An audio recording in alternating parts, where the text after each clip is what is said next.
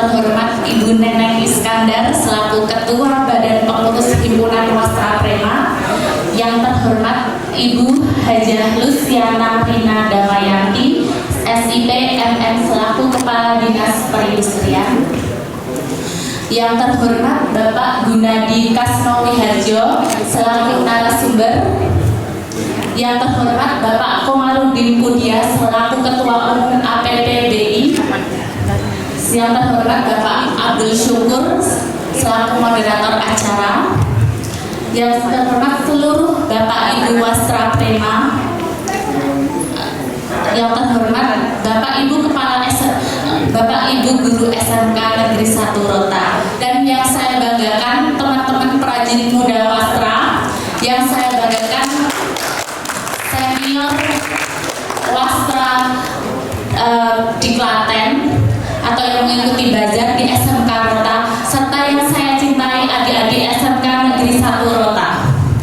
Perkenalkan, nama saya Nuri, saya selaku perajin muda wastra atau yang disingkat Pramuwastra, Bu. Pramuwastra adalah komunitas perajin muda wastra, Bu, terdiri dari anggota para perajin muda yang melestarikan meregenerasikan wastra menjadi lebih luas. Untuk saat ini anggota kami memang ada di Jogja dan di Jawa Tengah. Sebetulnya saya dari Jogja, Bu. Tetapi Klaten adalah rumah kedua saya karena saya lahir dari ibu yang berasal dari Klaten, yang menurunkan ilmu batiknya, sehingga saya masih terus ikut mengembangkan atau membuat batik. Jadi Jogja dan Klaten menurut saya memiliki hubungan yang sangat erat bagi saya. Kemudian rasa keingintahuan saya muncul untuk menggali batik Klaten, dan qadarullah kemarin ketemu dengan Ibu Sari, Ibu Laksmi di Jakarta. Itu saya menyampaikan keingintahuan sejarah batik Klaten itu dari mana sih, Bu? Nah, kemudian Ibu Sari menanggapi itu, dan saya merasakan bangga dan bersyukur bisa akan ada acara ini. Dan saya juga menyampaikan keingintahuan ini. Akhirnya saya ketemu dengan Bapak Prof. Gunadi yang kemarin bertemu di Jogja bersama dengan Mas Yono dan Mbak Febri. Kebetulan Mas Yono dan Mbak Febri belum ikut terlibat di sini karena sedang melahirkan dan anaknya sedang di rumah sakit. Kita doakan semoga sembuh segera kembali lagi bersama kami. Jadi saya sangat bersyukur ada acara ini, Bu.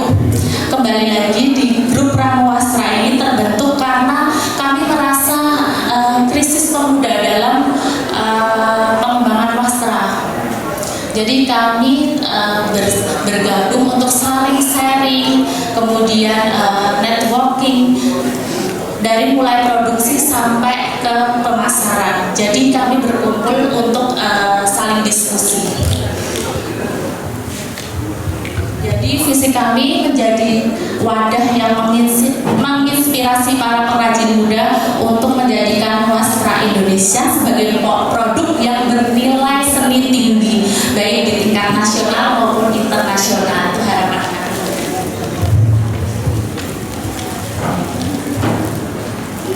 Jadi kolaborasi antara perajin muda dengan Himpunan Wastra Prema dan SMK Negeri Rota, khususnya siswa-siswi jurusan tekstil, merupakan upaya dalam memenuhi wawasan kami untuk mempertahankan nilai-nilai batik daerah namun memiliki daya saing di era modern. Dalam acara ini ada 15 stand terbaik ditambah dengan stand anak-anak SMK Negeri 1 Rota. Adanya kerajinan anyaman dan batik kayu terbaik dari Klaten. Kami bisa berada di titik ini tidak lepas dari peran Bapak Ibu senior wastra di sini. Jadi kolaborasi dengan senior maupun adik-adik SMK adalah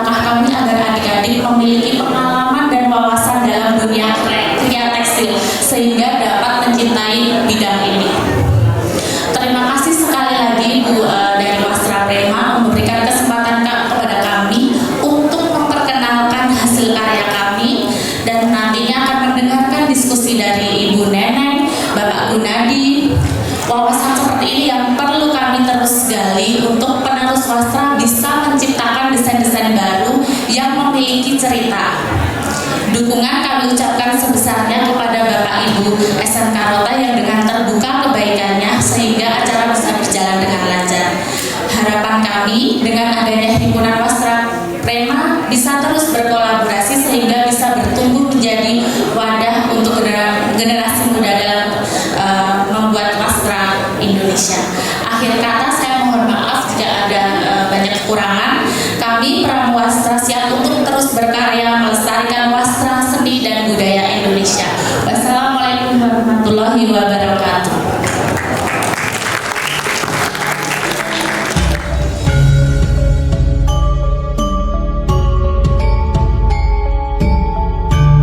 Assalamualaikum warahmatullahi wabarakatuh.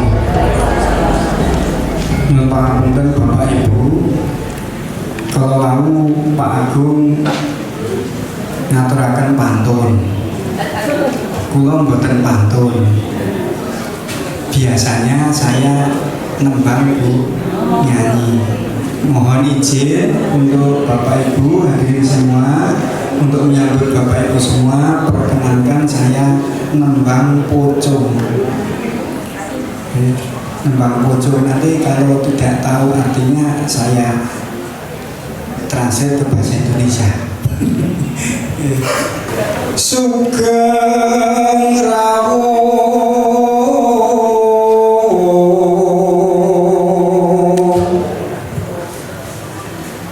pratamu manggih rahayu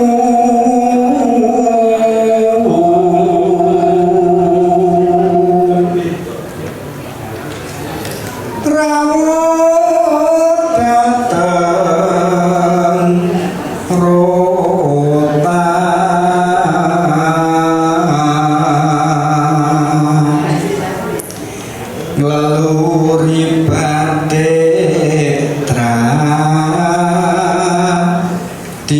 batik tradisi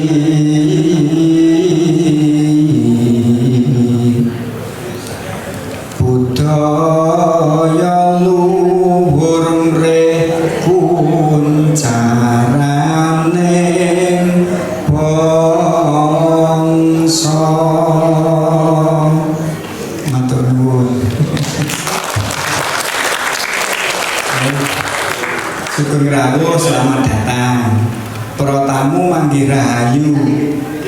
Para hadirin, para tamu tansah selalu mendapat keselamatan. Amin. Rawuh datang Rota, hadir di Rota. Melalui batik tradisi, nguri-uri tradisi batik. Kan semangatnya ngoten nggih. Terus budaya luhur mrih kuncaraning bangsa. Budaya luhur itu menjadikan bangsa kita menjadi kondang karena budayanya. Kira-kira seperti itu Bapak Ibu. Kalau salah ya mohon maaf. Mbak Nuri catatannya tadi pinjam. Mohon maaf Bapak Ibu, saya itu kalau resmi banget nggak bisa karena saya harus lari-lari. Tadi membersamai anak-anak dan Bapak Ibu di gamelan. Mohon maaf Pak Gunadi tadi tidak bisa tuntas untuk nanggapi jenengan karena harus lari-lari. Dan saya tidak biasa duduk manis itu terus kemudian hanya pidato tok terus duduk lagi, tidak bisa begitu. Ini teman-teman sudah hafal semua. Yang saya hormati Ibu Neneng Iskandar. Mungkin oh Ibu, ya Allah masih cantik.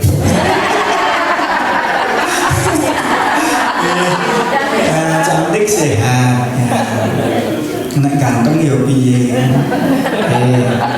Yang berikutnya Ibu Hajah Luciana Rina. Ini Kepala Dinas Perindustrian nggih. Klaten nggih Bu nggih. Nggih sugeng rawuh Bu. Nembe sepisan niki nggih. Nggih. Nggih diniati penting kowe nek teng Rotan iki nggih. Ya. Yang berikutnya sing boten rawuh ini tidak rawuh ini. Oh iya, Bapak Gunadi ya, niku wau sampun panggih wonten mrika ngajeng Bapak Kumarudin ku dia. Nggih, sugeng rawuh Pak. Lajeng Bapak Abdul Syukur. Oh, wonten wingking. Wah, nggih sugeng rawuh Pak. Terus sedaya tamu undangan ingkang boten saged kula sebataken setunggal bapak setunggal Mas Bayu, Ibu Ken Adi. Pokoknya sedaya mawon nggih, sedaya mawon ingkang sampun kepareng rawuh wonten SMK Rota menika. Saha sedherek-sedherek ingkang napa ngadani basar menika matur nuwun sampun gayengaken acara menika. Lan ugi Bapak Ibu guru SMK Negeri 1 Rota Bayat ingkang sareng-sareng nyengkuyung kegiatan menika. Perlu kawiningan Bapak Ibu, perlu diketahui bahwa kami kebetulan ini kan sekolahnya sekolah PK, pusat keunggulan. Nah, pusat keunggulan ternyata kegiatannya luar biasa, banyak sekali. Ini barengan-barengan. Nanti siang ada, terus kadang ada yang di sini ada, di ruang sana ada. Tapi karena Bapak Ibu guru di sini itu kompak dan semuanya sudah ambil perannya masing-masing, semuanya bisa berjalan dengan sebaik-baiknya. Terus kemudian Bapak Ibu tadi yang nabuh ini ya dadaan. Kemarin siang ayo dolanan delo, besok nggo ngergengke begitu. Karena Bapak Ibu kebetulan saya diberi amanah 2 sekolah di sini dan di SMK Negeri 1 Juwiring. Tiap harinya itu saya di 2 sekolah, pagi di sana, siang di sini, pagi di sini, siang di sana. Nah kemarin pagi di sana, siangnya ngontak teman-teman untuk tabuhan bareng untuk hari ini. Nah, Bapak Ibu yang saya hormati, bahwa kami menyambut baik dengan kegiatan ini, yang mana ini kita bareng-bareng untuk ngopeni budaya kita, tradisi kita, ya. Di SMK Negeri 1 Rota Bayat ini kebetulan ada jurusan batik tekstil. Ya, ini bisa dijadikan penjaga gawang terakhir bisa saja. Kalau masih ada sekolah, ada jurusan itu pasti ada batiknya begitu. Kalau tidak ada sekolah sudah nanti mungkin di sana ada, mungkin di sana ada.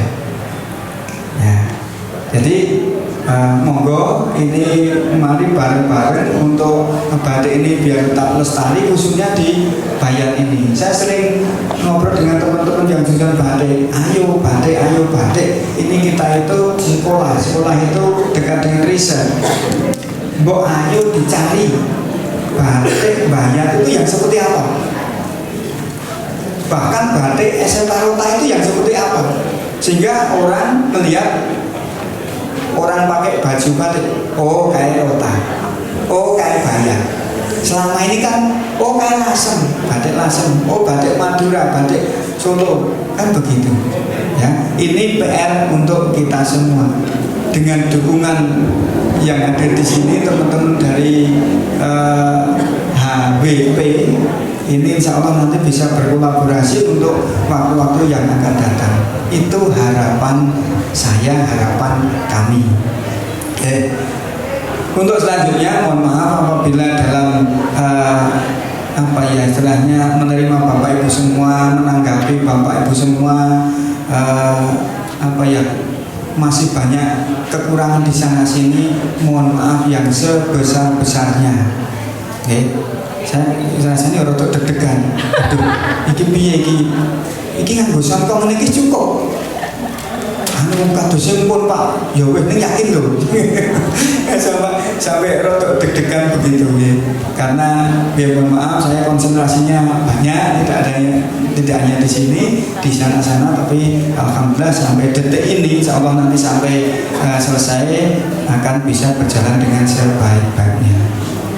Terima kasih, demikian yang bisa saya sampaikan. Mohon maaf atas segala kesalahan. Assalamualaikum warahmatullahi wabarakatuh.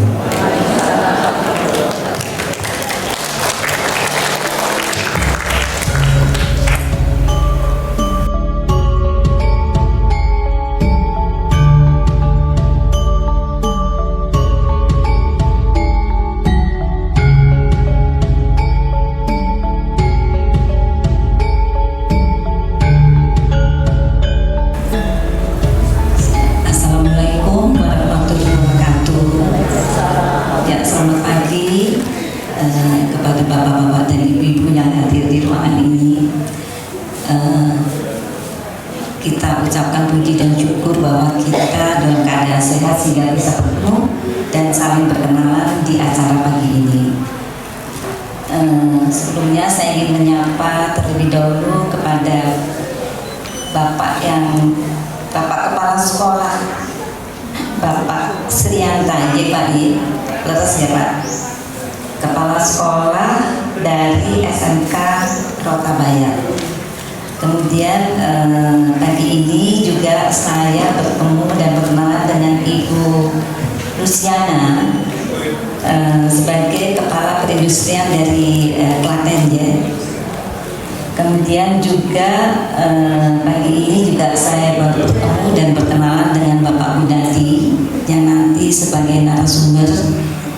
Nah, Bapak-bapak dan Ibu-ibu semuanya, kami dari Jakarta, Himpunan Wastra Prema itu tidak hanya pengurus dan anggota kami saja, tetapi dari pengurus Yayasan Batik Jawa Barat itu ada 7 yang diketuai oleh ketua hariannya oleh Bapak Komarudin. Ya. Kemudian juga ada Bapak Agus dan juga saya baru baca bahwa moderatornya itu adalah Bapak Abdul Syukur yang saya kenal juga sudah lama karena saya mengenal dengan Pak Abdul Syukur itu dengan karya batiknya seperti yang saya pakai ini. Jadi begitu saya tahu bahwa ada Pak Abdul Syukur, saya berupaya Pak, sebetulnya ini selendang, tapi saya menginginkan bagaimana caranya untuk bisa jadi sarung. Jadi selendang ini saya kombinasikan dengan kain selendang juga, tetapi dari lurik. Jadi dua-duanya sebetulnya adalah hasil karya dari daerah Yogyakarta. Jadi yang di bawah ini adalah lurik. Jadi kita bisa bervariasi atau berkolaborasi dalam busana kita, walaupun itu hanya selendang, tapi bisa kita pakai sebagai busana, sebagai sarung atau sebagai kain. Ya, kami sangat berterima kasih Pak bisa melihat.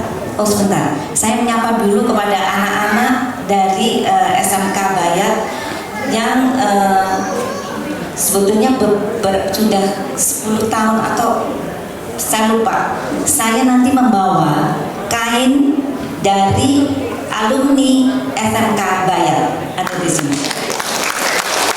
Jadi saya sangat bangga dan juga selalu berupaya bahwa untuk saya sendiri, saya selalu mengupayakan memakai semua yang buatan dalam negeri, karena apapun kalau nggak kita sendiri yang mengangkat dan kita sendiri yang menghargai dan juga kita melestarikan, siapa lagi itu. Jadi terima kasih kepada anak-anak dan semua pelaku yang hari ini mengadakan atau berupaya menampilkan hasil karya sehingga kami bisa melihat dan kami juga mengupayakan nanti untuk membeli Pak. Ya. Jadi mungkin sambutan saya sekian dulu Pak. Acaranya yang lainnya nanti menunggu terlalu lama karena waktunya yang tidak ada. Jadi cukup sekian. terima kasih, dan kami terima kasih sekali dengan sambutan yang dari mulai awal kami datang, kami sudah disambut dengan gending, dan yang memainkan adalah Bapak Kepala Sekolah dan guru-guru pendidik dari SMK Nonaraya. Itu betul-betul kemarin saya baru dengar dari Bu Laksmi, benar-benar nanti kita begitu datang itu loh Pak Kepala Sekolahnya nanti gambar. Hah? Saya bilang gitu, iya. Jadi terima kasih Pak Srianta. Mudah-mudahan kerjasama ini tidak hanya berhenti di sini saja. Insya Allah bisa berlanjut untuk di kemudian hari. Terima kasih. Wassalamualaikum warahmatullahi wabarakatuh.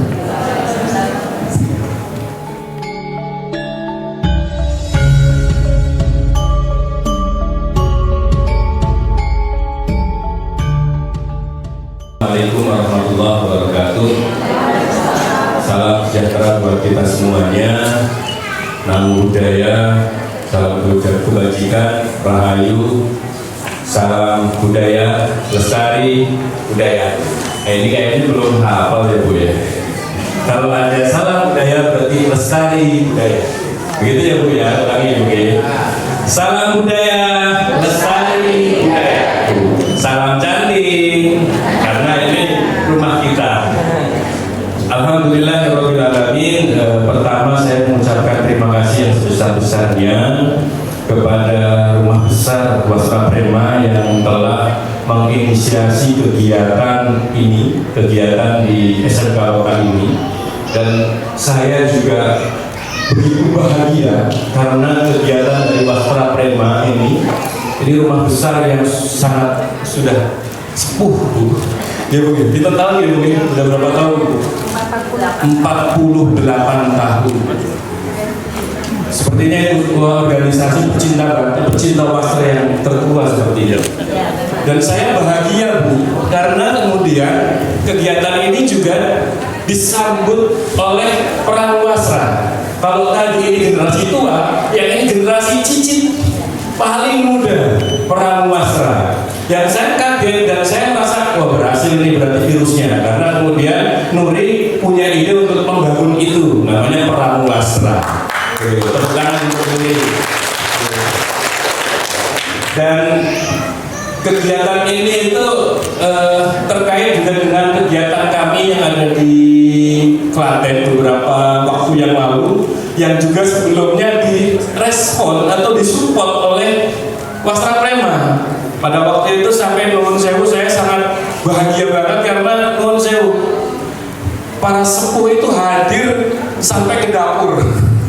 Ke dapurnya para pembatik, ada Bu Sari, Bu Lasmi gitu, dan ya Bu ya, itu aja ya. Sampai ke para dapur-dapur pembatik untuk mengetahui seluk-beluk betul pembatik yang ada di daerah Klaten ini.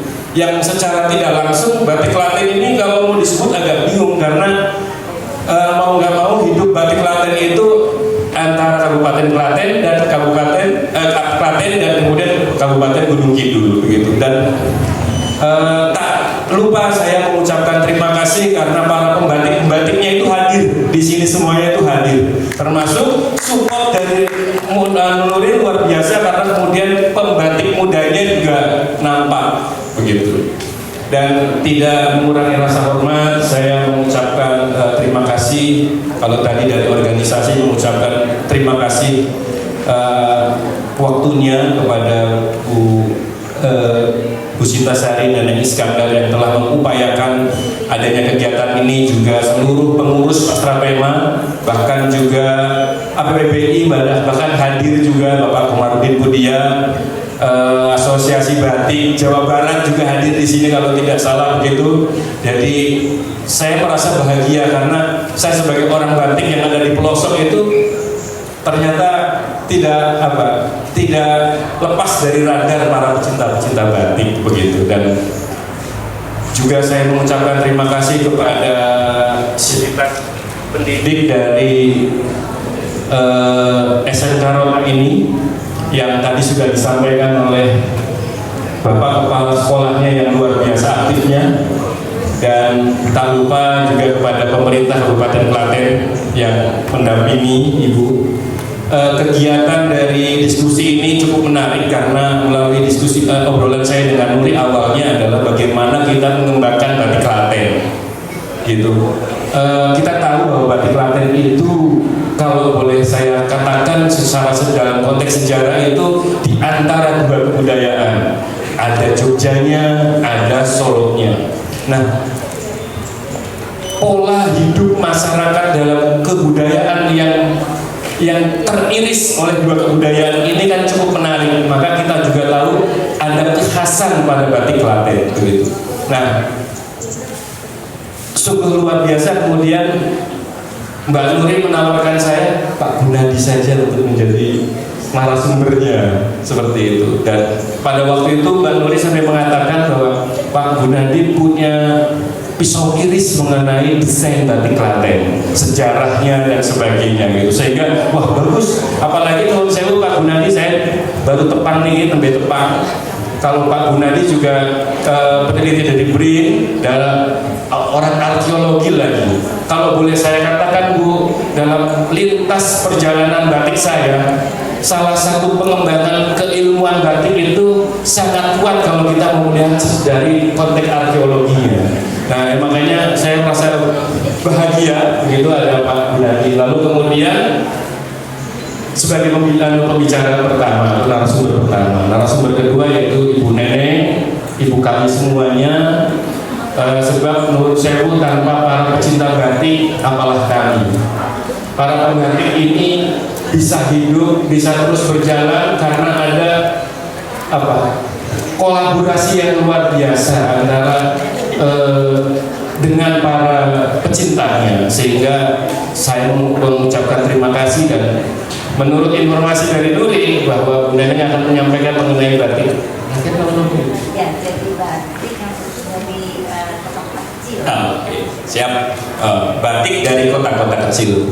Tidak mengurangi waktu, saya pikir sedikit gambaran dari kegiatan kita pada siang hari ini. Harapannya seperti yang tadi saya sudah sampaikan bahwa kegiatan ini semoga bisa membuka kesadaran kita bersama untuk terus menggali lagi ilmu batik kita, batik sebagai ruang pikir, batik sebagai ruang rohani kita, dan batik sebagai ruang ekonomi, sehingga roda ini harus berjalan dengan sempurna. Saya pikir demikian sebagai pembukanya. Tidak berpanjang lebar, kami haturkan langsung untuk Bapak Gunadi selaku narasumber pertama untuk bisa menyampaikan apa yang menjadi makalahnya. Monggo. Matur Pak Abdus Syukur. Bismillahirrahmanirrahim. Assalamualaikum warahmatullahi wabarakatuh. Yang saya hormati Bapak Sri Yanta sebagai tuan rumah, yang saya hormati Ibu Neneng dan jajarannya, yang saya hormati pula Ibu dari Kepala Perindustrian Kabupaten Klaten. Dan Pak justru saya tidak bisa baca karena juga saya tidak hafal slide yang akan ditayangkan oleh operator. Jauh ini ya, bukan tidak menghormati, tapi saya biasa kalau presentasi harus berdiri dan bisa agak rileks karena memang ya menjauh di hadapan kami para senior dan saya juga waktu dihubungi Mbak itu pasca prima itu Mbak ini agak masih bingung juga rupanya. Saya googling, oh ini saya jadi saya senang sekali diundang oleh himpunan pasca prima ini untuk bicara tentang batik bayar, yang kebetulan saya akhir-akhir ini agak tertarik dengan batik bayar karena ada pengalaman sedikit bahwa saya dibesarkan dan disekolahkan sampai Jogja, sampai Jakarta itu juga karena pengrajin batik. Jadi dari sedikit cerita, Mbah Buyut saya itu juga sudah jualan batik pakai andong yang mudanya 2 itu sampai ke daerah Gunung Kidul katanya misalkan, ya bukan Gunung Kidulnya tapi yang pereng-perengnya ini. Kalau saya juga asli bayar arah modis sedikit. Jadi mbah saya juga membatik, ibu saya ya, cuman saya yang tidak bisa membatik. Jadi saya akan cerita sedikit tentang bagaimana batik bayar ini, ya, tentang sejarah dinamika bahwa zaman jaya-jayanya batik bayar itu saya juga merasakan, di mana teman-teman atau saudara kita dari Jarum, Bonagung dan sekitarnya sebelah selatan ini, kampung sini jadi pembatik di rumah saya dan tidur di rumah saya. Jadi setiap hari itu yang batik banyak, yang lorot itu mewarnai itu yang mas-mas, jadi ramai sekali. Sementara ibu saya ambil tiap hari ke Pleret, ke Sumberetan namanya. Jadi saya betul-betul merasakan kebahagiaan, istilahnya itu kelimpahan rezeki dari Allah melalui usaha batik orang tua saya. Jadi tapi tiba-tiba setelah saya SMA atau mungkin tahun pertama kuliah itu batik bayar dan batik-batik lainnya yang tradisional itu kolaps tiba-tiba karena munculnya batik keris di Solo, di mana saya tadi sudah cerita sama Pak Sianta, munculnya batik keris yang di Indonesia disponsori oleh Cendana waktu itu dengan Cina Solo itu sampai ya mereka karena penguasa ya. Saya Pak Sianta tadi juga ngagum Korpi itu dulu jadi monopoli batik keris Pak. Berapa ribu bar se-Indonesia pegawai cuma pakai ya Korpi ya. Nah itu orang Medan ke Solo, orang Jakarta ke Solo, orang Papua ke Solo disodori batik printing itu kan seneng banget. Semeter 20.000 misalnya, bentar kalau batik bayar mungkin satu jari itu ukuran 2,5 meter sudah 50.000 atau 70.000 dan sebagainya. Dan ini hancurnya batik-batik tradisional.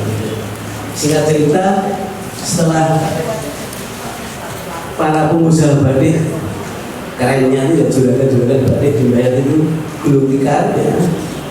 Akhirnya teman-teman saudara kita yang dulunya batik di rumah saya ya salah satunya dari Jarum itu sama bapak saya dinamarkan dari Bayan Jarum.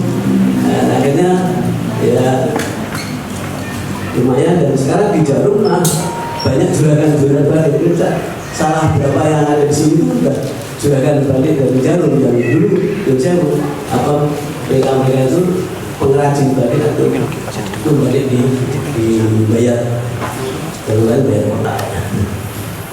Nah, demikianlah Bapak Ibu sekalian pasang surutnya batik bayar. Setelah saya diberi kesempatan untuk kuliah di arkeologi, dan arkeologi itu kan tidak hanya candi-candi dan sebagainya, tapi saya tertarik dengan etnoarkeologi atau etnografi yang bisa kita arkeologikan, termasuk di sini ada titik simpulnya itu adalah situs makam Sunan Pandangaran, ya, makam-makam Islam awal di Jawa Tengah khususnya, dan di sekitarnya itu ada pengrajin batik dan pengrajin gerabah. Dua sektor itulah yang saya dari sisi arkeologi saya kaji. mengapa kok Batin Bayat tiba-tiba jatuh. Ternyata itu tadi saya ke koperasi dari BPT yang kemudian Pak dulu di bawah saya juga jadi pengurus di situ. Saya ke koperasi dari yang di Solo, di Jogja, karena di betul terus kita juga yang setingkat dengan primer BPT ini juga habis semuanya. Yang Solo yang Batari dan sebagainya. Ternyata memang adanya motif-motif teknologi baru batik penting itu. Itu yang pertama. Yang kedua, kenapa kalau kami sakit kenapa? Karena Madura itu saya pulang dari Madura dikasih batik Madura saya pakai sampai Jogja. Wah, Mas Dulu Madura tuh. Kamu nih, tapi ini. Itu betul-betul saya terkesan ini.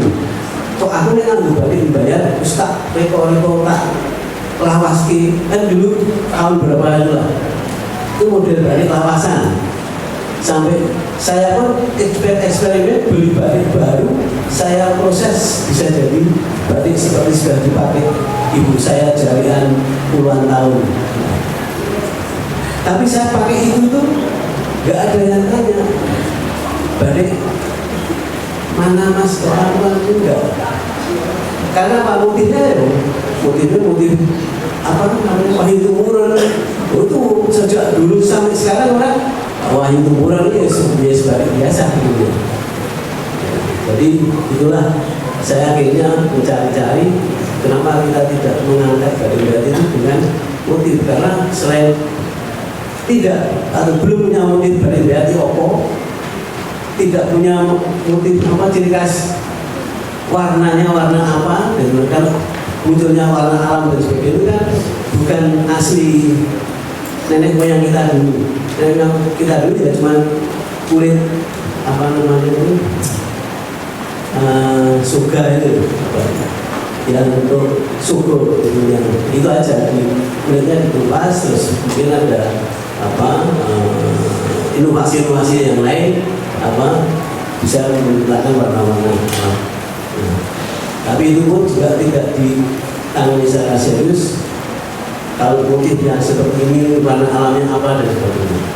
Bahkan saya mencoba warna alam dari tanah liat itu yang kemarin di Sumatera Barat.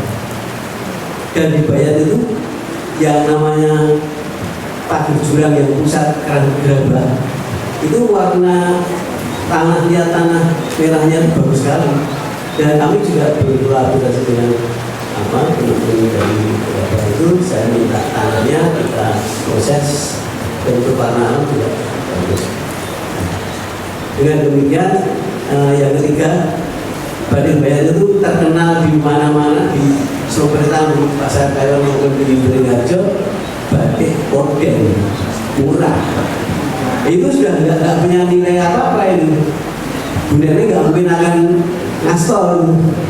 Nah, itulah akhirnya begitu kedrop motif printing batik keris itu ya bablas. Nah ini saya mencoba mengambil titik simpul Sunan Pandanaran, di mana saya pernah meneliti tahun 2014-15 itu peziarah Sunan Pandanaran itu baru 500 kurang per hari, 470 berapa. 2021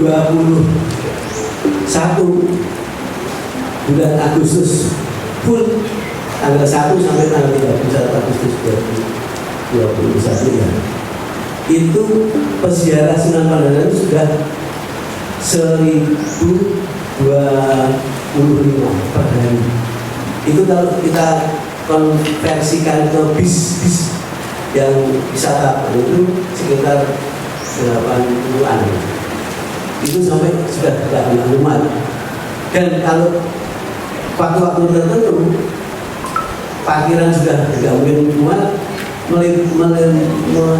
melubernya itu sampai di depan rumah saya. Rumah saya itu sudah masuk kecamatan Wedi yang ya sekitar 1 kilometer lah dari titik pertigaan ke arah Mukamben.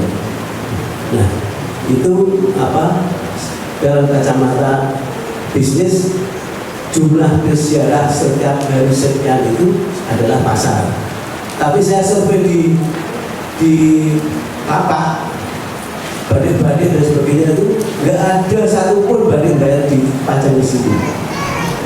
Badai jarum mungkin juga belum ada yang macam di sana, karena badai jarum mahal sekali, mungkin sampai 2,5 juta.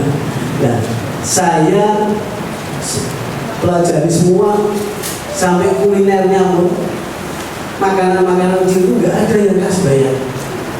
Serabi Kuntulan yang dikenal oleh buatan Sunan Pandangaran itu nggak ada yang coba-coba membuat gitu.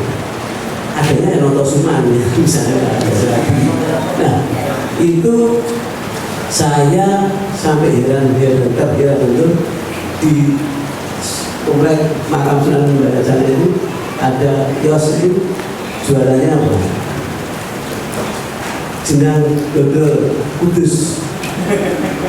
Nah, ini pada yang namanya wisata Wali Songo itu kan jelas lebih ke Demak, Kudus, ke mana Gresik, Surabaya itu Ampel, Bayar itu kan terakhir.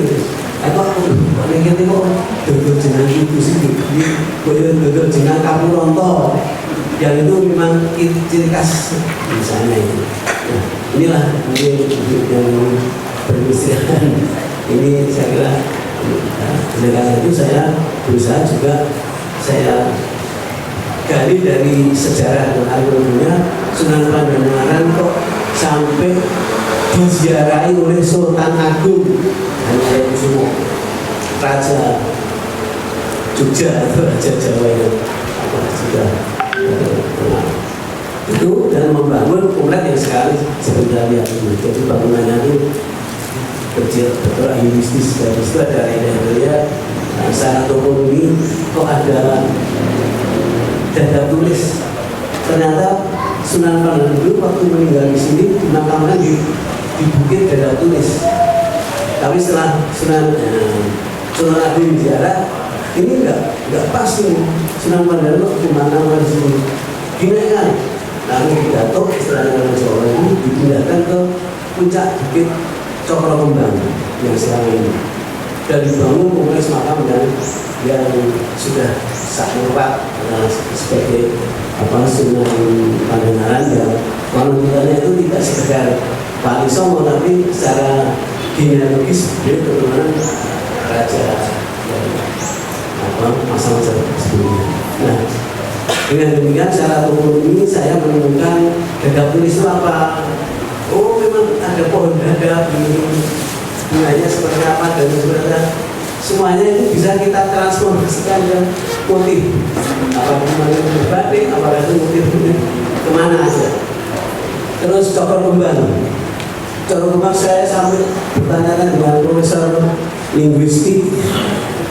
Kata Cokro Kembang ini, nek Jawa kuno apa artinya? Kalau Cokro saya tahu, Kembang tahu. Tapi kalau Cokro Kembang itu apa? Cokro Manggilingan ada di kamus Jawa Kuno ada. Itu profesor teman saya yang ini juga apa ya? Itu ini. Saya menemukan relief yang seperti itu di Bukit Cokro Kembang itu ada. Apakah ini kalau kita kasih lingkaran itu kayaknya juga lingkaran, berarti cakra. Motifnya kayaknya apakah juga bunga yang adakah bunga yang kalau dibuka itu ada unsur-unsur itu seperti itu. Nah, ini memang penelitian saya harus menggandeng ahli-ahli botani yang ahli bunga dan sebagainya. Nah, oleh karena itu saya ada beberapa, ada Cokro Kembang, ada Gentong Sinogo. Jadi fenomena-fenomena yang ada di sekitar makam itu saya kumpulkan secara analitis faktualnya begini, fungsinya begini, dan saya kebetulan berkolaborasi dengan teman-teman dosen ISI Solo, ya dari KIA, dari dosen. Jadi saya punya akbar seperti ini, aku pengen gawe motif balik apa? Mereka gambar pensil. Terus gambar pensil coba kita serahkan ke tukang coret. Nah, dari tukang coret mereka kasih kain, coret, kita serahkan ke pensil tadi. Jadi kok ada gentong sinogo. Terus dari situ ya gentong yang kita lihat secara faktual di makam, si nogonya itu mereka mengambil dari naga mitologi Cina, ya akhirnya ada gentong dilingkari naga. Nah itu jadi itu prosesnya begitu. Bahkan saya langsung beberapa tahun kemudian ini bajunya ini saya baru gantinya di mobil itu, karena saya berangkat dari rumah itu ya biasanya pakai kasual gitu, tapi baju batik dari mana saya nggak tahu. Terus istri saya boyo pakai baju batik yang banyak biar untuk presentasi itulah. Saya udah nggak masukkan mobil, tapi saya baru ganti di sini setelah amin. Ya, itu salah satunya, dan ada 4 motif yang lain. Yang semuanya itu kami sampaikan ke pengrajin batik waktu itu yang sudah tidak aktif, tapi masih ada yang juga mencoba. Dan semuanya itu sebelum saya ambil dari anggota koperasi PBT. Jadi yang baru ini saya kira jauh dari perjuangan anggota koperasi batik PBT. Tapi ya sampai sekarang saya masih belum bisa merayu mereka, ya. 1-2 yang mencoba membuat motif-motif yang saya tawarkan, motif dasar seperti itu. Tapi mereka saya persilakan untuk berkreasi sendiri. Ada 1-2 yang mencoba dan mereka berusaha memasarkan diri, dan alhamdulillah ya karena bahannya juga primisima dan bagus dan sebagainya, juga mereka bisa menjual harga-harga yang pantas. Nah ini, tapi yang lainnya itu saya pernah sosialisasi, saya coba saya bagi kain mori, saya kasih uang sekitar 7 menit, coba kamu ini, karena sudah saya uraikan ini hasil penelitian saya, tapi nggak mau. Jadi sampai batas 1 bulan itu saya nggak ada yang itu 1-2 tadi ya. Alasannya apa? Nanti luas dari batik tapi rapayu. Tapi kalau Pak Guru sudah punya investor yang pesan berapa kali pun akan saya buat. Jadi gimana orang mau pesan kalau Anda belum membuat hasilnya seperti apa, ini satu hal yang sampai sekarang kami secara pribadi bersama. Mungkin bisa diteruskan aja Pak Anya, slide-nya bisa di. Ya terus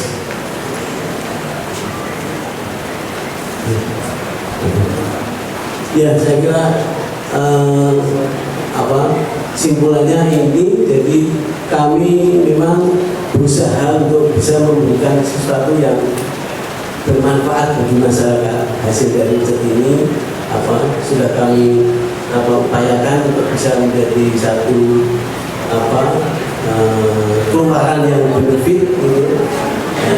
Cuman ya sekali lagi kami sudah mencoba saya giring dulu misalnya nanti bisa dipasarkan untuk masyarakat ekonomi bawah gitu. Jadi saya membuat satu sarung, baju, budeng yang semuanya itu sajadah. Ada sajadah yang 2 motif, sajadah biasa lembaran itu, yaitu juga turun dari jarum, sambil untuk membuat kreasi dengan motif-motif yang kami tawarkan. Kemudian juga kita buat sajadah yang bisa dilipat, ada tasnya kecil untuk traveling. Tapi itu semuanya istilahnya itu tadi kami mau memasarkan di lapak di Sunan Padang itu mungkin karena di sana ya ada kaos, tapi kaos ya seperti kaos namanya itu misalnya kan saya agak tega itu misalnya. Tapi kalau kita melihat ada sedikit bagus, mungkin harganya juga tidak terjangkau untuk kesehatan. Ini masih perlu kita diskusi dengan teman-teman, terutama dengan angkatannya Mbak Yuri ini, bagaimana bisa menembus pasar-pasar baik yang tingkat lapak di kompleks makam-makam atau kompleks bisa wisata budaya, wisata sejarah sampai ke mungkin yang online bisnis. Saya kira itu bagus sekali. Maaf ini saya ngarang atau tambah satu sistem yang bagus. Mohon maaf kalau ada kekurangannya dan nanti bisa ditambahkan dengan tanya jawab yang lebih. Saya kira terima kasih ya waktunya Pak Nusron. Mohon maaf ada kekurangannya. Assalamualaikum warahmatullahi wabarakatuh. Waalaikumsalam warahmatullahi wabarakatuh.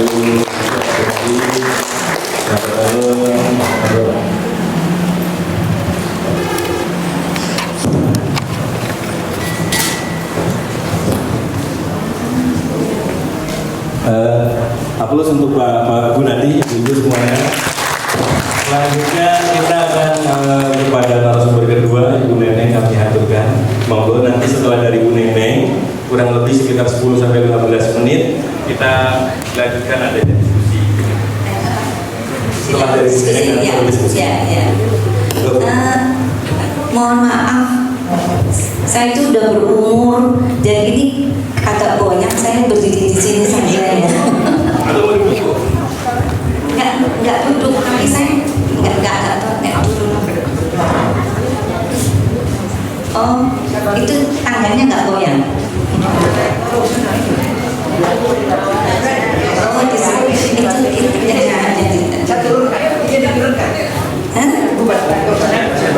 ini goyang dia diturunkan.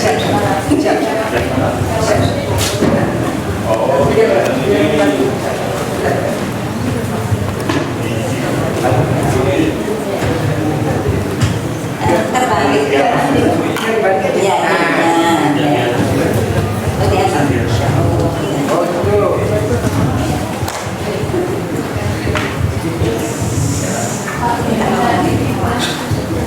Satu di sini.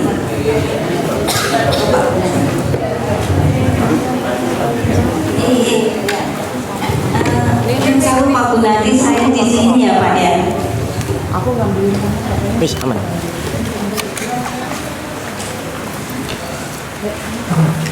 Ya, terima kasih Bapak Gunadi dengan paparannya yang begitu kami mengetahui bahwa memang dibayar sendiri itu ada beberapa situs-situs yang sangat bagus dan bisa diaplikasikan maksudnya ke dalam batik. Nah, saya di sini akan menjelaskan kepada terutama kepada anak-anak di SMK Bayat bahwa batik itu sebetulnya di Jawa itu hampir setiap kota itu ada yang membuat batik karena zaman dulu itu membuat batik itu sebetulnya setiap ibu rumah tangga itu bisa membatik karena biasanya mereka akan mempersiapkan selai batik yang akan dipakai misalnya putrinya nantinya menikah. Nah, di sini saya akan menjelaskan satu pola batik saja. Kebetulan pola yang akan saya ceritakan itu adalah mengenai karjagat. Sebetulnya banyak yang mengartikan karjagat itu dari bahasa Belanda. Kar itu artinya peta, jagat itu dunia. Jadi sebetulnya potongan jagat yang menjadi satu menjadi dunia. Tapi ada juga yang mengatakan bahwa itu karena beberapa motif yang ada di situ mengatakannya adalah bukan kar tetapi sekar, jadi bunga cantik. Nah, yang saya tahu sebetulnya menurut cerita, pola sekar jagat itu pertama kali yang membuat itu dengan adanya kerajaan Mataram yang pecah menjadi dua antara Jogja dan Solo.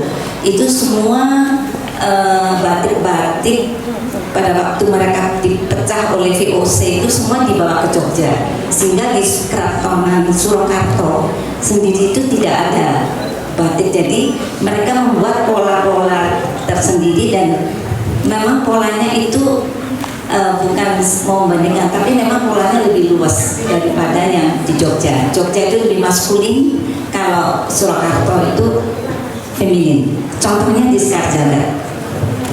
Sekar jagat yang dari Jogja itu seperti ini. Tapi kalau yang dari Solo, Surakarta,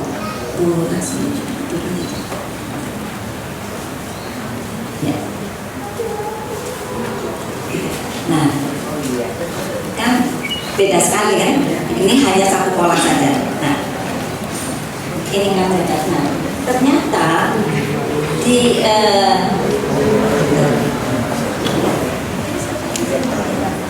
ya, di dekatnya Jogja, Kebumen. Di Kebumen itu jadi kar jagat itu sebagai latar, tetapi kemudian mereka mengisi satu ragam hias lagi di atasnya latar yang kar jagat tadi. Ini adalah dari Kebumen, kita saja. Ya. Di Kebumen total ada 2. Jadi setiap kota itu, ya ini dari Kebumen. Jadi latarnya adalah beraneka ragam isan-isan dari batik, tetapi di atasnya masih diberikan satu pola, misalnya entah itu burung atau bunga. Jadi seperti ini, ya. Ini dari Kebumen, dua-duanya dari Kebumen. Dan ini yang saya katakan bahwa di kota kecil itu mereka tidak mementingkan mori, ya. Jadi maksudnya mori itu tidak harus misalnya yang halus, tetapi dengan apa yang ada di situ mereka membatik, dan ini batik tulis. Nah, itu yang hebatnya. Nah, ini saya dapat dari alumni SMK Bayar.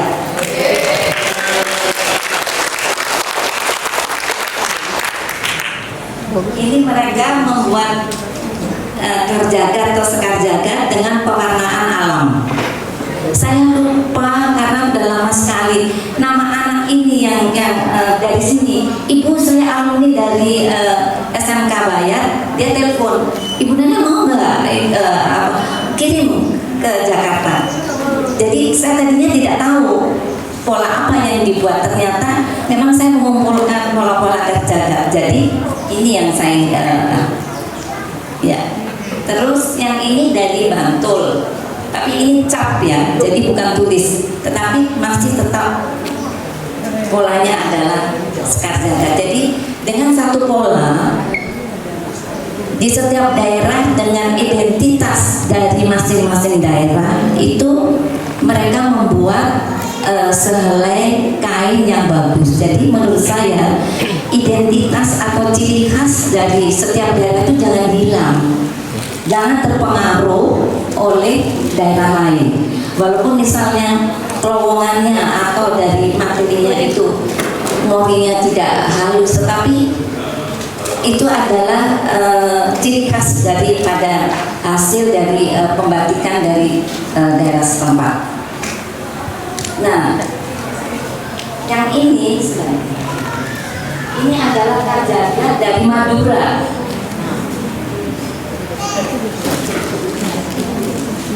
Bahannya lebih, morinya juga lebih halus dibandingkan dengan ya. Ini dari Madura. Kemudian ternyata di Jawa Timur tidak hanya di Madura, tapi di Ponorogo itu mereka sudah membuat kain yang motifnya karjagat tapi pagi sore. Jadi satu helai kain itu 2 motif.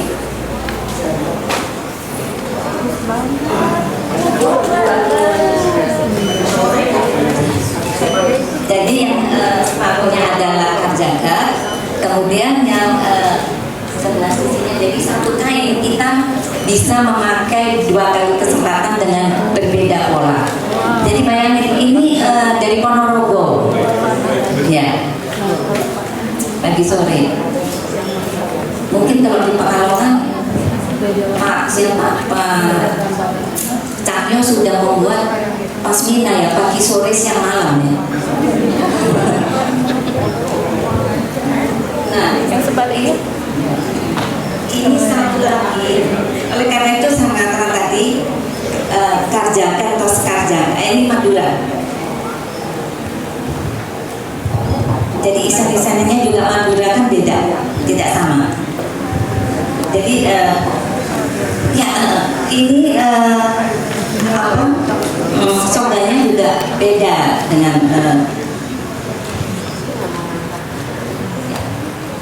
saya katakan tadi ada yang mengatakan sekarjagat, ada yang mengatakan sekarjagat yang artinya bisa bunga dunia. Nah kalau di Lasem itu sekarjagat itu bukan beraneka pola itu tidak. Jadi mereka itu membuat sekarjagat itu artinya adalah aneka kehidupan manusia di dunia. Jadi ini juga pagi sore. Nah, ini yang membuat adalah dari desa Jeruk, dan mereka membuat ini adalah bagaimana si pembuat itu. Jadi ide dia langsung keluar di batik. Nah ini yang ciri khas Lasem adalah warna merahnya itu. Biasanya orang Lasem mengatakan itu merahnya getih pitik. Jadi memang unsur air di Lasem itu memang kalau kita masukkan warna merah memang beda dengan di tempat lain. Nah itu tadi mengenai pola karjagat. Tetapi ternyata di Jawa Timur itu saya menemukan di daerah Madiun itu bukan karjagat, tapi saya hanya memiliki bahwa di Madiun itu juga dibuat batik tulis yang mereka menamakan ini kalau orang Jawa beras sutah atau gabah sinawur. Ini dasarnya dan ini perwarnaan alam. Ini dari Madiun. Ya. Jadi mungkin kadang-kadang ibu-ibu di sini mungkin loh Madiun ada batik ya, ternyata ada. Dan itu masih dibuat sampai sekarang. Kemudian ini satu lagi, ini yang saya tertarik karena ini dari Tegal. Latarnya itu mereka menamakan benang pedot. Jadi benang yang putus-putus. Ya. Jadi saya itu kalau ke satu tempat ada sesuatu yang unik dan langka langsung saya ambil saja. Nah, saya ini adalah yang agak jarang. Ini adalah duku serenteng. Jadi duku, ya buat duku serenteng itu satu ini ya, seperti kan itu satu kan seperti buah anggur. Nah itu namanya mereka serenteng. Ini dari daerah kebetulan saya ke Borobudur itu ada di situ mereka membuat batik juga loh. Ini kita mau masuk ke Borobudur itu apa namanya? Saya lupa. Ya. Saya tertarik karena motifnya ini yang sangat jarang gitu loh. Tidak sering saya ketemukan di pola batik itu. Jadi rupanya mereka itu membuat batik dengan apa yang ada di sekeliling mereka. Jadi oleh karena itu seperti tadi Pak Gunadi juga mengatakan bahwa dibayar pun juga akan ditarik pembuatan batiknya dengan situs-situs di daerah bayar. Seperti tadi gentong dengan naga, itu kan tadi ada gentong yang sebetulnya kalau dibayar itu gentong itu isinya air ya Mbak Wiri ya. Air kan biasanya untuk peziarah yang di sana meminum air itu. Nah, kemudian naga itu menurut mitologi Jawa itu kan bumi kita ini kan sebetulnya ini mitologi loh ya, disangga oleh naga. Nah kalau naga itu menggeliat, makanya kalau naga itu bergerak itu ada lindu atau gempa. Itu mitologinya di situ. Oleh karena tadi Bapak Gunadi juga ngakum kemeja yang tadi dililit ya sama naga. Ya, jadi mungkin ini sekedar saya contohkan. Intinya adalah bahwa kalau kita sudah mempunyai identitas tersendiri, seperti misalnya nanti di sekolah bayar, itu dipertahankan dan itu diuli-uli, dilestarikan, boleh saja diikat, tetapi yang tradisi itu jangan sampai hilang. Karena apapun yang namanya tradisi itu adalah budaya, dan budaya itu adalah satu simbol daripada kita. Bangsa kita adalah bangsa Indonesia. Jadi seyogyanya kita ini juga bersama melestarikan budaya yang dimana kita itu beragam ya. Jadi nggak bisa kalau kita memaksakan misalnya dari Jawa kita paksakan misalnya budaya ke Aceh, itu nggak mungkin karena kan masing-masing punya identitas tersendiri. Nah itu mungkin sekedar dari saya untuk kali ini. Mudah-mudahan apa yang saya sampaikan itu bisa menjadi inspirasi lah untuk melestarikan atau pembuatan batik ke depannya. Dan juga batik itu kalau menurut saya di mana misalnya masih ada kerawitan, masih ada pembuatan keris, masih ada kita menari bedoyo, itu sebetulnya satu siklus kesatuan. Batik itu tidak akan hilang karena apapun, misalnya sebagai penari pasti dia akan memakai batik, nggak mungkin enggak. Nah itu saja. Ya, terima kasih atas perhatiannya. Assalamualaikum warahmatullahi wabarakatuh.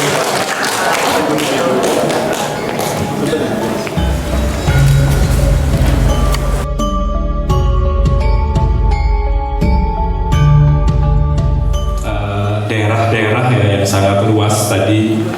Ini penting buat kita apalagi generasi muda bahwa ternyata Sekar Jagad itu rupanya macam-macam begitu. Bahkan maknanya juga bisa berbeda tadi. Kalau tadi ini ada door prize-nya nggak ini jadi gitu. Nah ini menarik tadi dari apa yang sudah disampaikan oleh Bu Neneng juga Pak Gunadi. Mohon maaf. Selanjutnya kita masuk kepada sesi diskusi. Kurang lebih ada waktu sekitar 15 menit untuk diskusi. Monggo Bapak Ibu juga para siswa bisa bertanya perihal mengenai tadi yang sudah disampaikan oleh dua narasumber yang cukup menarik sebenarnya, karena saya sendiri tergelitik dari apa yang menjadi paparan Pak Gunadi juga paparan Bu Neneng. Monggo Pak Komar. Ada lagi sekalian bukan terus saya dari sini.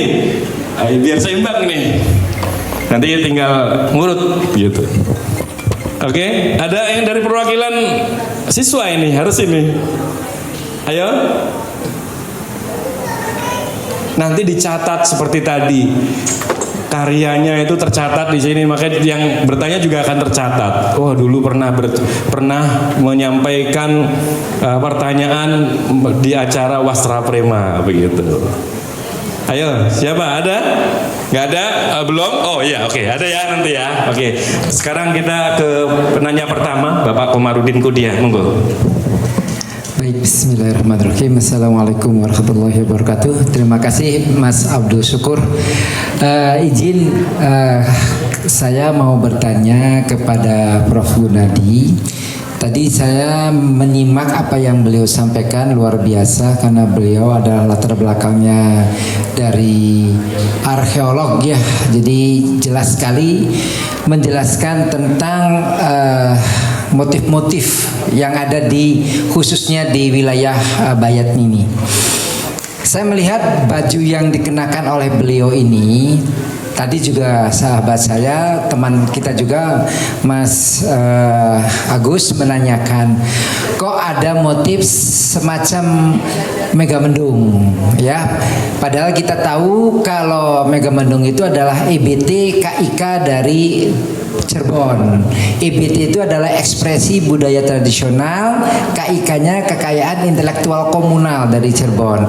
Nah, menurut Bapak sendiri, apakah ini tidak akan menjadi confuse kepentingan atau konflik of interest di khususnya di batik, atau Bapak menilainya ya boleh-boleh saja gitu kan, asal misalkan apa batasan-batasannya, sehingga kami para penggiat batik ini jangan sampai nanti kok ini ada beberapa motif yang sudah diakui sebagai kekuatan komunal di daerah tertentu digunakan pula di daerah lain. Izin, semoga Bapak bisa menjelaskan agar kami bisa menyimaknya. Terima kasih. Assalamualaikum warahmatullahi wabarakatuh. Assalamualaikum warahmatullahi wabarakatuh. Kita panggil langsung ke bicara kedua, penanya kedua, Ibu Ken. Bentar, Bu. Ibu Ken.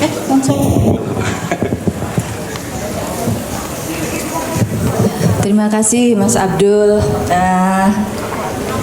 Terima kasih Pak Gunadi atas paparannya, sangat menarik sekali.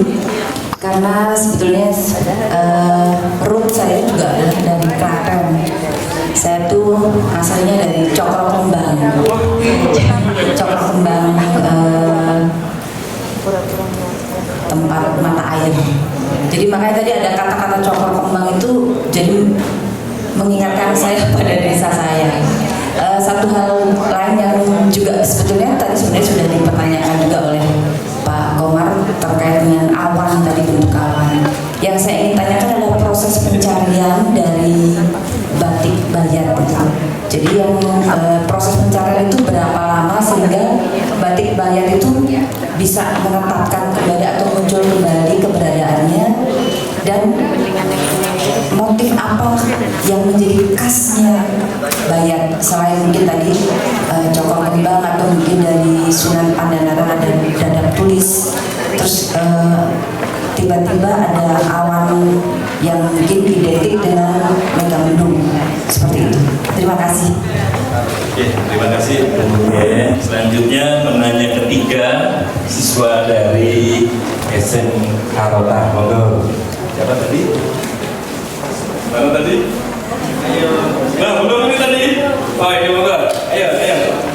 Perkenalkan, nama saya Bima Amelia Putri. Saya dari jurusan tekstil kelas 11 tekstil 1. Izin bertanya tentang ciri khas batik Bayat itu seperti apa selain batik yang disediakan di depan? Baik.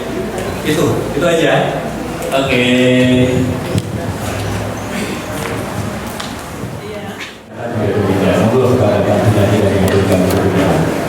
Terima kasih Pak.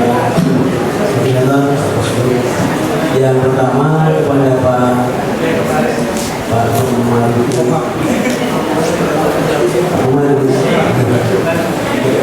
Ya, tadi sudah saya juga sudah menyadari di waktu ngobrol dengan Pak Agus.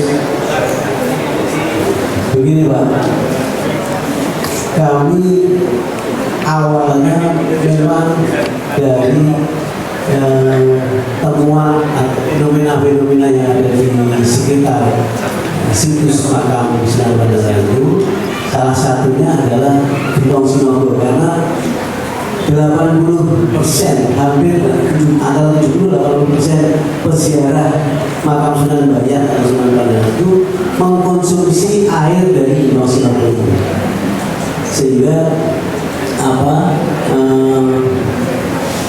ada apa ini Gentong Sinogo. Setelah kita lakukan kajian-kajian, ternyata memang dahulunya itu saat Sunan Pandanaran masih subur, sehingga pada saat itu setelah tidak digunakan untuk menampung atau mengisi untuk air, kemudian pada saat itu dipindahkan ke ke tangga masuk cukup makam Sunan Pandanaran setelah dibuka oleh Sultan Agung. Jadi makamnya sekarang ini. Di situ ceratnya yang biasa untuk keluar air untuk wudhu ditutup, ditambal dan diganti dengan mulut naga. Sementara kita bisa mengatakan naga itu dari kami kan kolaborasi dengan dua orang dokter dari ISI Surakarta, dosen ISI Surakarta, yang satu pria, yang satu desain. Sehingga karena kajian kami memang dua sektor, jadi berawal dari kajian kami mencari jati diri gerabah dan batik gaya. Jadi kebetulan ini yang satu sektor batik ini yang kemudian kami tampilkan tayangan ini tadi. Jadi dari artefak yang kita kenal dengan Butong Sinogo tadi, kami diskusi dengan teman-teman ISI kalau artefak ini akan transformasikan dalam motif batik. Kira-kira apa yang akan Anda sampaikan dalam bentuk gambar? Sehingga seperti tadi ditanyakan itu, kamu coba antara Butong dan Sinogo dijadikan dua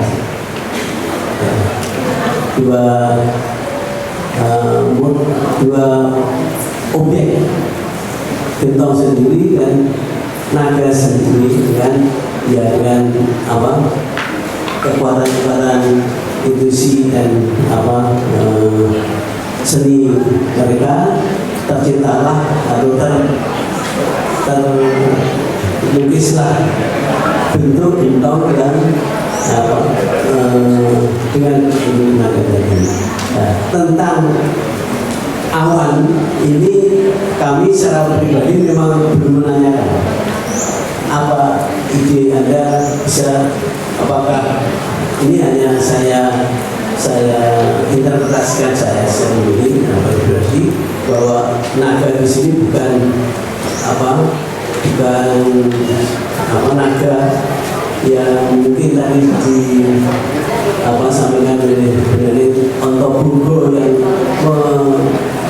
sebagai dasar dunia bumi ini, tapi naga yang terkait dengan mitologi Cina, karena naganya itu punya kaki, sehingga apakah ini mereka juga yang seperti ini tiga mendungnya di Cirebon itu idenya sama seperti itu. Ini saya kira dari Pak Umar, Pak Agus, kami terima kasih sekali komplain dan koreksi, sehingga nanti kami, karena ini juga baru perdana ya Pak, jadi nanti kami masih bisa terima kasih sekali lagi, bisa menganulir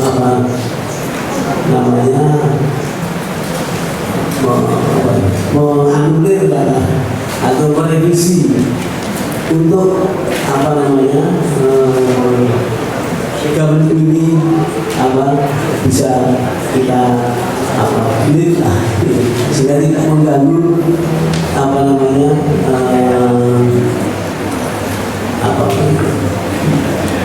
mengganggu peminat Pak Umar, Pak Agus dan teman-teman dari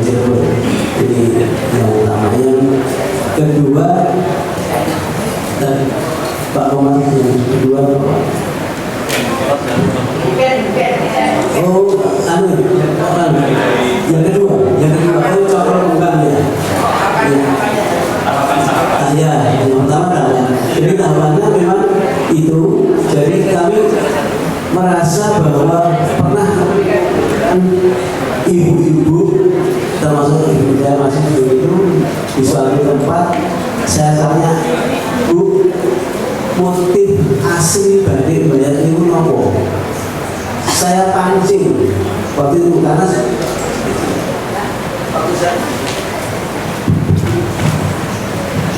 waktu saya kecil itu di bayat itu ada motif Rio. Bu Neneng pernah bilang Rio. Nah, itu saya tanya juga kepada ibu yang lain itu, oh iya Mas, oh memang. Dan saya itu jadi seperti model apa ya? Kayak sungai gitu ya. Tapi berapa itu jadi memanjang itu di dalamnya juga apa warna-warni apa motif. Jadi kayak skajaga tapi itu satu bentuk memanjang. Jadi apa tapi waktu itu ibu-ibu yang masih agak muda seperti itu ingat gitu. Tapi nah, kenapa ini tidak dijadikan apa dicoba dinyatakan kita itu saya kira kalau memang benar itu istilahnya itu apa inovasi atau kreativitas nenek moyang kita baik orang Bayan seperti yang nenek tadi sampaikan ada ibu-ibu dari Jeruk itu dia batik langsung iya awal kayak apa Pak kayak on the spot itu ya on time sih. Nah, ini cuma menarik sekali lah. Saya karena mentok tidak ada motif bayat sing tak kenali yang belum saya ketemu apa ya sudah kami belajar dari suatu fenomena yang peziarah saya yakin akan ada ikatan emosional kalau kita menciptakan mengkreasi seperti motif batik atau mungkin bentuk model gabah karena ada dua sektor yang saya lakukan kajian saya itu apa sesuatu ada titik-titik yang mengingatkan inilah Sunan Pangandaran ini bayat ini apa Sunan Giri dan sebagainya sehingga apa saya mengambil secara toponimi itu ada dada tulis itu kan nama dada tulis itu nama bukit karena di situ ada pohon dada ada toponimi Cokro Kembang yang tadi di Cokro mungkin di Cokro Tulung ya karena ada di sana ada ibu ada Cokro Tulung tapi ada istilah juga Cokro Kembang. Ibu silat asli dulu kan bukan karena sekian tentang ini bukan nama apakah besok Cokro Kembang yang dimaksud oleh nenek-nenek di Cokro Kembang sana daerah Cokro itu artinya apa? Apa sekedar nama kampung? Iya. Kalau saya pernah tanya sama Mbak Putri dulu memang stoknya nama kampung tapi itu dulu bekas perkampungan pecinan Cokro Kembang pecinan iya jadi kembali lagi apa ceritanya kami mengambil motif Cokro Kembang itu ya karena di sana di dalam babat bayat itu memang oleh Sultan Agung diperintahkan masyarakat rakyat Mataram itu membangun makam Sunan Bayat dan memindahkan dari bukit dada tulis ke bukit Cokro Kembang. Ya. Jadi Cokro Kembang itu nama suatu lokasi. Kalau yang sana di daerah Cokro itu nama kampung ya itu saya semuanya mengambil nama Cokro Kembang ini, namun arti secara apa itu linguistiknya apa itu kalau Cokro sendiri, Kembang sendiri memang ada satu istilah Cokro Kembang itu saya kira itu satu kesatuan istilah yang yang mengandung makna yang kandung.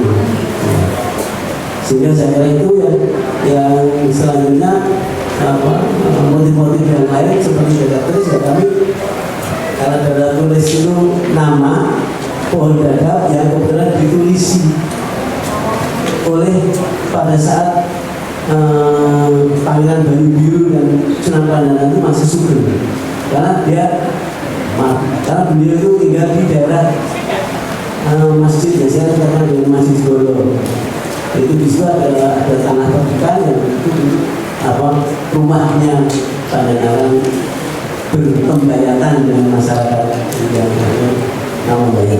Nah, saya kira dalam tulis itu saya juga di sana kita lihat ada daunnya, ada bunganya, sebagainya yang kalau itu kita transformasikan ke dalam motif batik juga saya tidak ngarang-ngarang tapi saya minta ahlinya untuk mendesain itu. Nah, ini sampai kami ada empat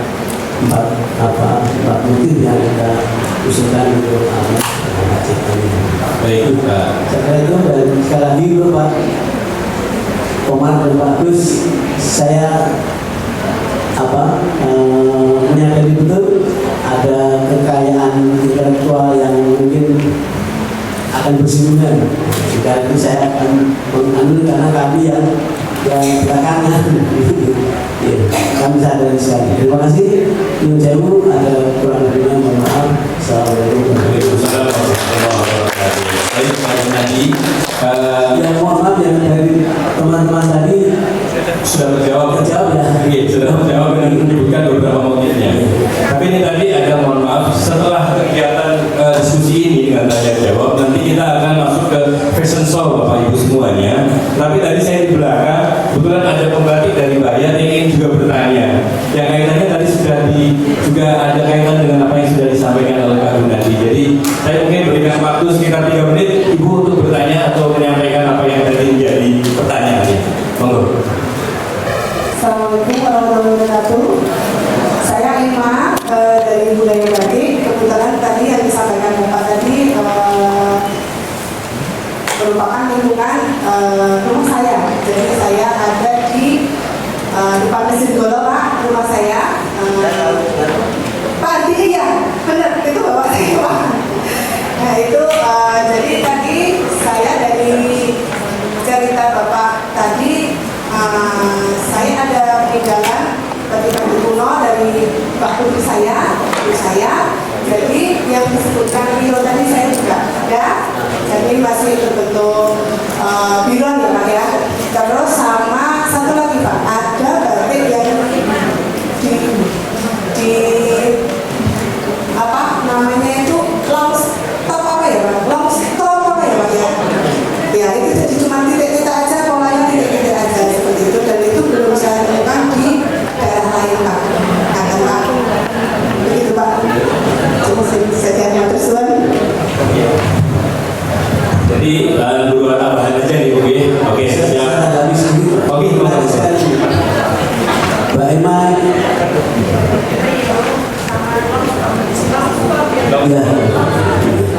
Ya, nanti saya begini, Mbak Emma ini bapaknya itu adiknya bapak saya, Pak Kasno, Mbak Emma. Ya, jadi sama-sama.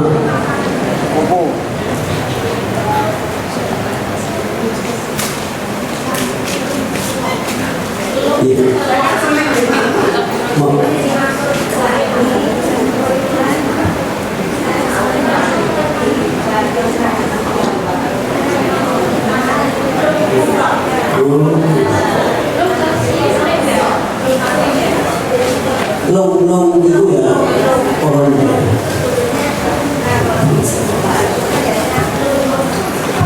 Ada lubungan. Ya, jadi kalau maka seperti apa kan? Pasti ya kayak kerjakan jadi saja. Itu lung keslop, lung itu kan biasanya kalau dibahas itu lungan itu kan sesuatu yang menjalar dan dia terus hidup. Jadi maksudnya adalah sesuatu itu kehidupan tidak putus. Jadi akan kalau kita mau menguri-uri itu. Dan kebetulan saya punya Pak motifnya, tapi saya nggak bawa karena tidak ada hubungannya sebetulnya dengan dibayar ini. Jadi lakatnya itu ukel Pak, halus sekali. Kebetulan itu buatannya dari Surakarta. Jadi Solo mungkin juga kan ada hubungannya ya antara kan Solo, Surakarta, Klaten, Bayat itu kan sebenarnya ini kan satu daerah yang tidak pasti ada kaitannya. Jadi itu namanya lung keslop Mbak. Lung keslop ya. Keslop itu artinya wajib. Jadi bukan maksudnya keslop mendelok itu enggak. Jadi lung keslop menurut saya belum itu pasti mungkin dari bahasa Belanda Pak, tapi mungkin diterima oleh telinga orang kita itu bisa saja misalnya P jadi F jadi P, jadi mungkin itu Pak dari lung, tapi artinya lung itu lung-lungan yang selalu berjalan ya. Bisa saja mungkin bisa jadi tambahan. Baik, ini tadi tambahan cukup menarik, bahkan malah jadi ketemu ya. Jadi mungkin Bu Dema nanti bisa menampilkan, kalau bisa ada mungkin tampilkan motif yang tadi itu Pak, begitu karena udah nggak ada. Jadi mohon maaf tadi sudah dijawab oleh Pak Gunadi dengan beberapa pertanyaan. Ini sebenarnya mau ada pertanyaan, tapi karena waktunya yang terbatas sehingga mau nggak mau forum diskusinya kita selesaikan. Banyak hal dari diskusi ini mengenai batik bayar ini mengandung cukup menarik. Yang dipaparkan oleh Bapak Gunadi adalah bagaimana identitas batik bayar Klaten ini yang ditinjau dari arkeologi makam. Artinya masih banyak lagi yang bisa ditinjau untuk kita membangun identitas batik bayar. Banyak hal kalau bicara mengenai batik bayar melalui Sunan Pandanaran gitu. Kita tahu bahwa Sunan Pandanaran itu adalah murid daripada Sunan Kalijogo. Sunan Pandanaran itu bukan orang Klaten, bukan orang sini, tapi orang pesisir. Nah ini mungkin bisa dikaitkan dengan apa yang menjadi kata-kata pertanyaan dari Pak Komar. Hubungan mengenai Sunan Pandanaran itu dengan motif-motif kok ada mega bedung dan sebagainya. Mungkin karena ada kaitannya antara dengan Sunan Kalijogo. Sunan Pandanaran kesini adalah tugas dari Sunan Kalijogo, sehingga mungkin ada hal-hal yang dari pesisir sampailah ke pedalaman ini seperti itu. Saya pikir demikian sebagai penutup. Terima kasih yang sebesar-besarnya melalui diskusi ini kepada Pak Gunadi juga Bu Nene yang telah banyak memaparkan, khususnya Pak Gunadi. Semoga ini bisa menginspirasi para pembatik-pembatik muda. Walaupun sebenarnya pembatik muda kita di Bayat ini sudah cukup baik, ada Polri yang sudah menciptakan motif baru namanya parang sentir. Bahkan juga Polri sudah mengupayakan motif nogo. Nah ini Polri karena pembatik Bayat yang belajar di pesisir melalui Hotweb Studio Bayu area itu punya cuttingan yang kecil sekali yang nuwun sewu berbeda dalam khasanah batik yang ada di pedalaman. Nah ini Kori salah satunya, nanti ada Rekna dan sebagainya, termasuk pembatik-pembatik di belakang ini ada batik nada, batik jepri, itu Bimasena dan yang lainnya. Ini adalah generasi-generasi yang terus mengembangkan, termasuk kekhasan pada batik Bayat ini. Salah satunya mungkin warna dan sebagainya. Di belakang ini ada Pak Jepri, Pak Sihono yang menjadi motor penggerak dari batik warna alam tanah yang telah diapresiasi oleh Wasrema juga. Saya pikir demikian. Saya selaku moderator mohon maaf yang sebesar-besarnya apabila ada membawakan acara diskusi ini ada kekurangan. Terima kasih sekali lagi kepada dua narasumber yang telah mengupayakan diri untuk menyampaikan pengetahuannya. Semoga berkah buat kita semuanya. Saya akhiri selaku moderator dan saya kembalikan kepada pembawa acara. Bila itu taufiq wal hidayah. Assalamualaikum warahmatullahi wabarakatuh. Aku untuk kita semuanya.